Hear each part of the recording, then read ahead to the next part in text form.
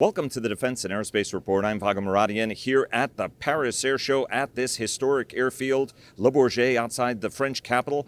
Our coverage here this week is sponsored by Bell, which is a Textron company, as well as Leonardo DRS. And we're here at the Textron Aviation and Defense stand to talk to retired United States Navy Captain Brett Pierson, who was an experimental test pilot in the Navy, was a test pilot here with Textron. And now you're the Vice President for all the light attack programs in the company. Brett, congratulations. Thank you very much. Appreciate that. Last time we spoke we were talking about the Scorpion, obviously an important program in the portfolio, originally developed by Airland, but something that you guys acquired and invested an enormous amount of money on. Give us an update on the program, because there's this sense that the market has that, hey, it was a great effort, you invested, but nobody's bought the aircraft yet. There were always high hopes that there's a deal out there. What's the status of the program? Are we going to be seeing a sale? And ultimately, is this going to be one of those great airplanes that ends up in a museum because the company's going to sadly, would decide to pull the plug? So I certainly hope not. Scorpion, as a program, is still alive and well.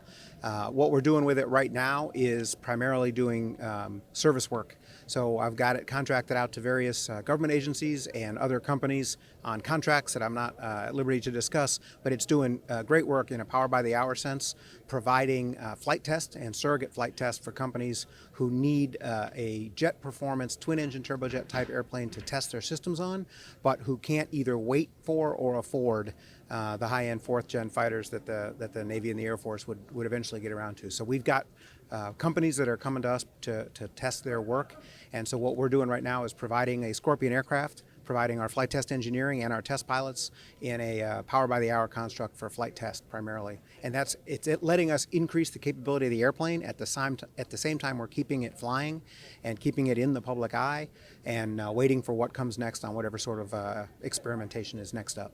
And you have one airplane or two at this point? Right now we have 3 production representative Scorpions. One is a flight sciences bird, and then 2 that are full-up mission-capable birds. In fact, the contract we're going to be working on next week when we get back to Wichita is using both airplanes in a test and target mode. And any orders we should expect anytime soon? Because they were always been hovering in the background that there may be something coming out. Should we expect to see an order? No orders as of yet. It's like I said, we're improving the capability of the airplane using contract work until such time as someone wants to talk to us about their specific requirements.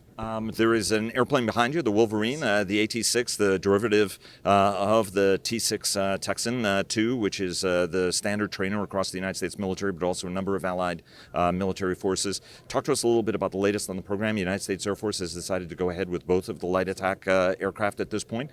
And you guys are also eyeing a number of other opportunities around the world. Talk to us about the latest iteration of the plane, its capabilities, and what's next. Sure, absolutely. So this is one of the 2 ATs that we had down at Holloman for Light Attack Experiment 2.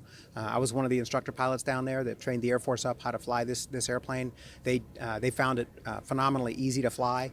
Anyone who had ever come through a T-6 training program was able to pick it up immediately.